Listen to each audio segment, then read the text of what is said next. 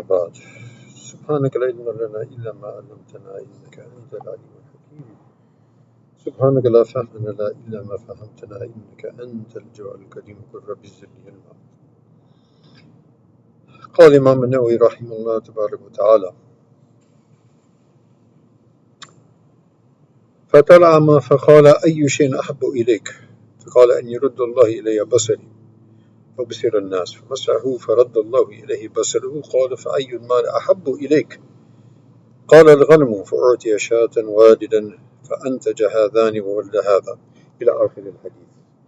So yesterday, actually, I don't think the transmission was working properly, so the Facebook group was not able to actually hear the discussion of yesterday. So we'll just go over that briefly again. And basically, this is continuing the hadith of the three individuals from Bani Israel who were granted special favors from Allah subhanahu wa ta'ala. One was a leper, one was a bald man, and one was the blind man. And so as we remember, the leper was given back his good skin, and he was given a camel, and that camel ended up a whole valley of camels. And the bald man was given back his hair. At the same time, he was given a cow, and that cow was pregnant and ended up a whole valley full of cows. And similarly, the blind man, he also was, his sight was returned, and also he ended up with a whole valley of sheep. So now, the angel comes back to these individuals, and as we said, this was a test from Allah subhanahu wa ta'ala. So, again, as we mentioned last night, we'll just go over that for the sake of those who didn't hear it. So that angel came back to the Abras in the same way, actually, that Abras meaning the leper. So he returned to him actually in the way and shape. I forgot to mention that last night, by the way. He came back in the same shape and the same, condition that leper used to be. He himself was a leper, right? So now, so he's showing that person who had been a leper before that this is a fellow who was like you. So he's come to you and he says, okay, so I'm a poor man, and in qatat fi al-hibal, and all the means that I have are, I've been cut off.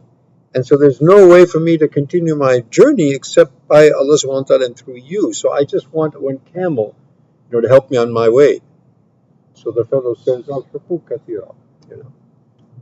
he said, the responsibilities are a lot, in other words, I get lost because I can't help you, right? So he says, it's as though I remember you. Weren't you that person, And it's also, he mentioned, I forgot to mention also, he asked me, so I ask you in the name of the one who has given you a good skin and a beautiful complexion, give me one camel. So he says, no, the responsibilities are too much. He said, okay, if you're lying, then may Allah turn you back the way you were. And we can understand well that what would have happened after that. It would have happened as he said. And so he went to the bald man, and the same discourse took place, same narrative, and the blind man and the bald man gave back the same response. I've got a lot of responsibilities, sorry. And the same consequence, he said, oh, if you're telling a lie, then Allah will turn you back the way that you were. So now he comes to the blind man. Now you remember the blind man, he asked for goats. Do you remember that? And he said, if Allah subhanahu wa ta'ala will give me back so we can see this person is a man of humility. This is a person who is connected with Allah subhanahu wa ta'ala. It's a person, and this is the bab of muraqabah, having attention to Allah subhanahu wa ta'ala.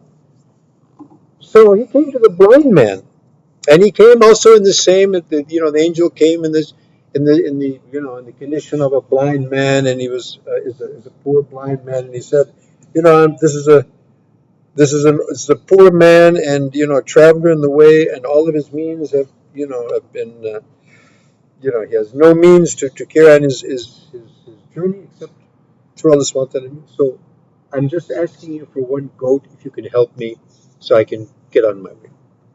So now what did the blind man say? He said, look, you see all these goats? I used to be a blind man, and I was poor.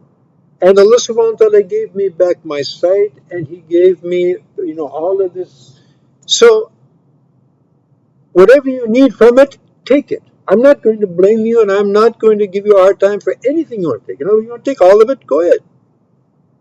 You know. So, what did the angel say to him? He said, "Look, I am actually just the messenger of Allah subhanahu wa ta'ala, and I just came for your test and trial. You passed, and your other two companions, they failed miserably." So, going again back to the chapter is muraqabah, to have our attention on Allah subhanahu wa ta'ala. And what does this tell us? You know, the basic thing is that we, you know, and what is the takeaway for us? You know, so we have so much. We have our health, we have our wealth. You know, we have so many ni'mas that Allah subhanahu wa ta'ala has given us, you know. So if somebody comes, that's also a test and a trial. Somebody comes, they need something, they need our help. So what do?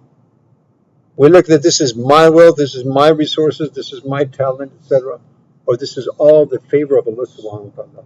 And as He has given me, the more I will give also, the more Allah subhanahu wa ta'ala will actually give me. Ya ibn Adam, anfiq yunfaq alayk. O son of Adam, this is a hadith Qudsi. Spend and you'll be spent upon. And also, the opposite is true. Hold and you'll be withheld from. So may Allah subhanahu wa ta'ala give us tawfiq to realize, and as the chapter is, to have our intention on Allah subhanahu wa ta'ala. Whatever we have, it's all His. Whatever our resources we have, it's all His. The more we spend it and more we use it in His path and in His pleasure, the better it is for us, inshallah, in every respect. آخر دعوانا الحمد لله رب العالمين والسلام عليكم ورحمة الله وبركاته.